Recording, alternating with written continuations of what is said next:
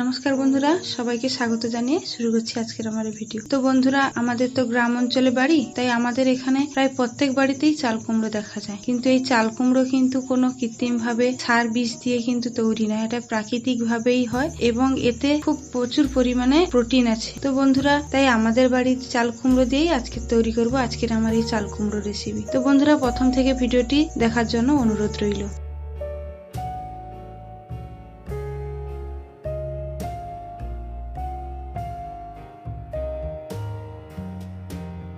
প্রথমে আমি চাল কুমড়োটাকে কেটে নিয়েছি। তো বন্ধুরা দেখুন, চাল কুমড়োর কিন্তু বিচিগুলো এখন খুবই নরম, কারণ চাল কুমড়োর বিচি যত নরম থাকবে সেটা তার আঁতিটাও খুব সুন্দর থাকবে এবং এটা রান্না করতেও খুব ভালো লাগবে ও খেতেও খুব ভালো লাগবে। এর বিচিটা যদি শক্ত হয়ে যায় তখন এই চাল কুমড়োটা কিন্তু হালকা টক লাগে, খেতেও সেটা ভালো লাগে না। তাই আমি একদম নরম একটা চাল কুমড়ো নিয়েছি এবং তাকে দুভাগ করেছি। এবার আমি একটা হাফ চাল কুমড়ো দিয়েই আমি আজকের আমার এই রেসিপি তৈরি করব।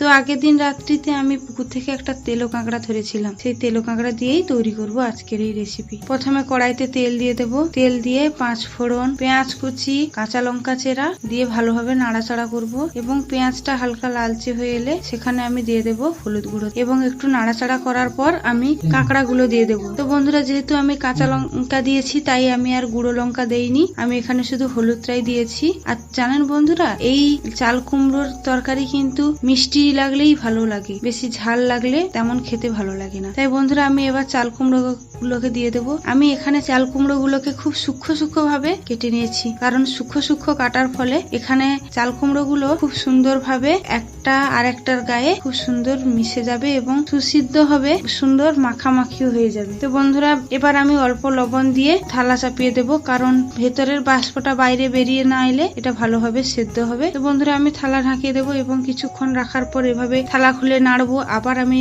এরকম ঢেকে দেব। এটার থেকে কিন্তু জল বেরোচ্ছে। তো বন্ধুরা, এটা যেহেতু নরম তাই এটার থেকে জল বেরোচ্ছে। এই যে চাল কুমড়ো থেকে যে রসটা বেরিয়েছে, এই চাল কুমড়ো এই রসটা কিন্তু আস্তে আস্তে করে হালকা জ্বালনে এটা মারতে হবে এবং এর রসটা মরে এলেই আমার তৈরি হয়ে যাবে আজকের রেসিপি। তো বন্ধুরা, আমি এখানে অল্প একটু চিনি দিয়েছি, যাতে চিনি দিলে চাল কুমড়োর মিষ্টত্বটা একটু সুন্দর হয় এবং আপনারা তো জানেনই তরকারিতে একটু অল্প চিনি দিলে তরকারির যে খাটটা থাকে সেটা নষ্ট হয়ে যায় ও তরকারিটা খুব সুস্বাদুই লাগে। তো বন্ধুরা দেখুন, তৈরি হয়ে গেছে আমার এই আজকের কাঁকড়া দিয়ে চাল কুমড়ো রেসিপি। এটাকে কিন্তু আপনারা নিরামিষ ভাবেও তৈরি করতে পারেন। আমি এখানে কাঁকড়া দিয়েছি, পেঁয়াজ দিয়েছি, আপনারা চাইলে পেঁয়াজ না দিয়ে 5 ফোড়ন ও চেরা লঙ্কা দিয়েও করতে পারেন। এটা যেমনই করুন না কেন খেতে কিন্তু খুব সুস্বাদুই লাগে। তো বন্ধুরা, আমি এই চাল কুমড়োর যে রসটা বেরিয়েছিল সেই রসটা কিন্তু দেখুন আর নেই। আমি ভালোভাবে নাড়াচাড়া করে সেই রসটা কিন্তু শুকিয়ে নিয়েছি। তো এবার তৈরি আমার এই চাল কুমড়ো রেসিপি। তো বন্ধুরা দেখুন, আমি এখানে চেরা লঙ্কা দিয়েছি বলে তাই